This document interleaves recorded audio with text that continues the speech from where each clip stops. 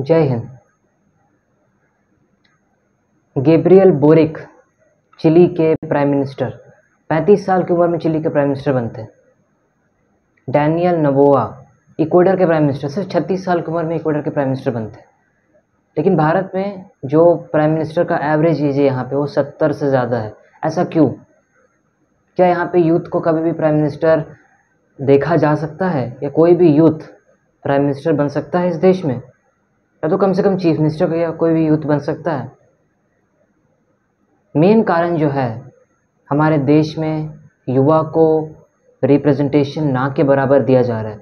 अगर आप आज हमारे देश के लोकसभा के सारे मेंबर्स का नाम देखें ना, मुश्किल से 1% से भी कम आबादी ऐसी है जो किसी युवा कैंडिडेट्स की हो, किसी युवा मेंबर ऑफ पार्लियामेंट की हो। उसी तरह विधानसभा के भी कुछ ऐसा ही हालत है। तो सवाल ये है कि क्या बाहर के देशों के जैसे भारत में भी युवा बड़े बड़े पदों में आ सकते हैं? क्या कभी ऐसे पॉसिबल है? क्या मैं और आप इसे संभव कर सकते हैं? तो आंसर है हाँ। देखिए, हर देश में जब वहाँ का रिवॉल्यूशन होता है, वहाँ पे कुछ ऐसी जो है रिवॉल्यूशन होती है, ऐसी क्रांति होती है जो कि पूरे देश को बदल के रख देती है। चाहे आप फ्रेंच रिवॉल्यूशन का एग्जांपल ले लें, चाहे आप रशियन रिवॉल्यूशन का एग्जांपल ले लें, चाहे आप जापानीज़ रिवॉल्यूशन का एग्जांपल ले लें, जो कि कहने के लिए रिवॉल्यूशन था नहीं, लेकिन आप सेकेंड वर्ल्ड वॉर के बाद देख सकते हैं कि इंडस्ट्रियल सेक्टर में किस तरह से जापान और साउथ कोरिया पूरे वर्ल्ड में भी आगे निकल गए, और ताइवान भी।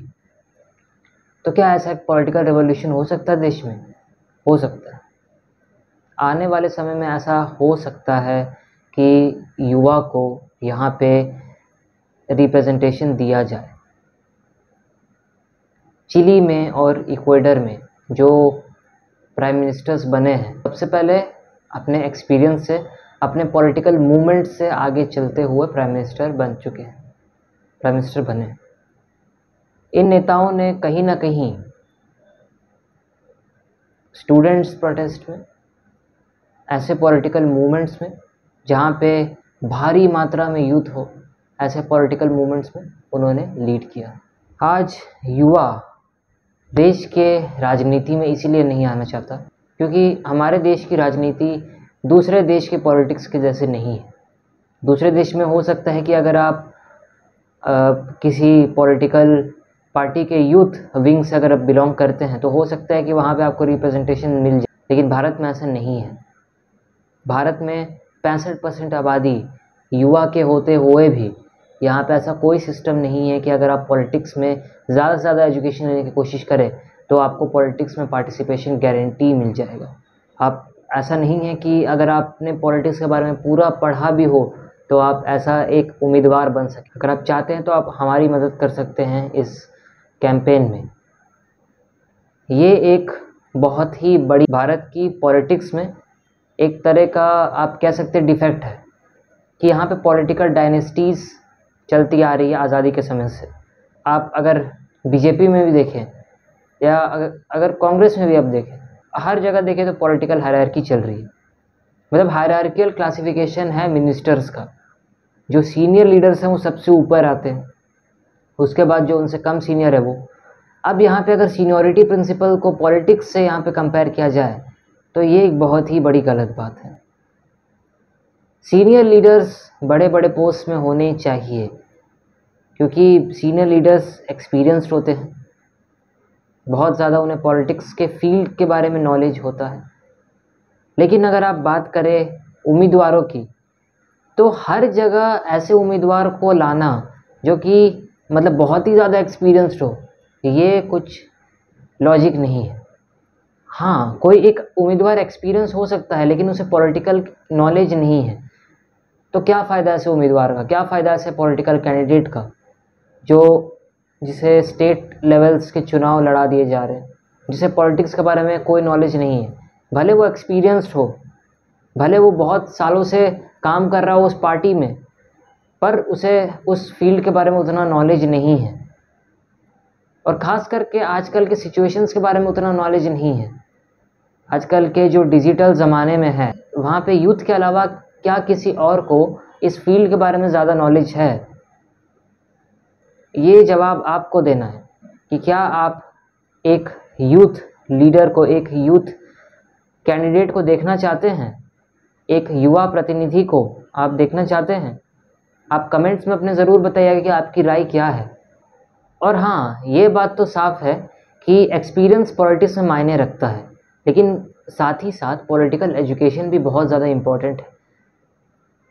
अगर आज एक आदमी बिना एजुकेशन के अगर एक्सपीरियंस भी हो तो उसे पॉलिटिक्स में एंट्री नहीं देनी चाहिए। और अगर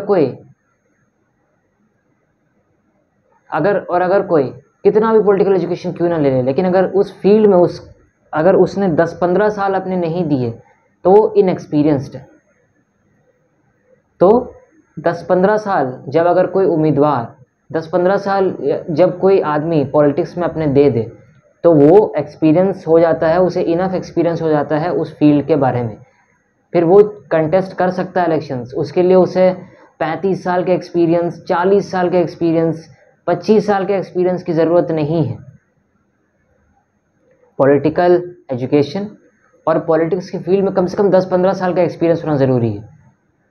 और कभी कभी लोग यूथ लीडर्स को चुनने में भी गलती कर देते हैं।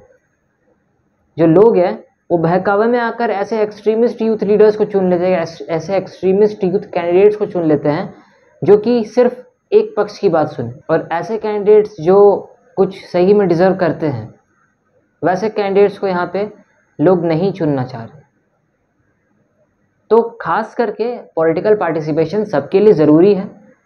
और पर्सनली ये हम चाहते हैं कि आने वाले सालों में हमें आगे पॉलिटिक्स में पार्टिसिपेशन मिले, रिप्रेजेंटेशन मिले, क्योंकि आज 1% से भी ज़्यादा आबादी यूथ की नहीं है पॉलिटिक्स में। आप चाहे तो कहीं भी रिसर्च कर सकते हैं और इसका कोई वैलिड रीज़न नहीं है। आप चाहे हज़ारों रीजन इसके दे दे, इसका कोई स्पेसिफिक रीज़न नहीं है।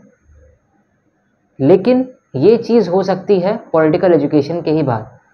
लोग यहाँ पे आजकल की जो जनता है वो भी यहाँ पे यूथ कैंडिडेट्स को चुन ही नहीं रही है।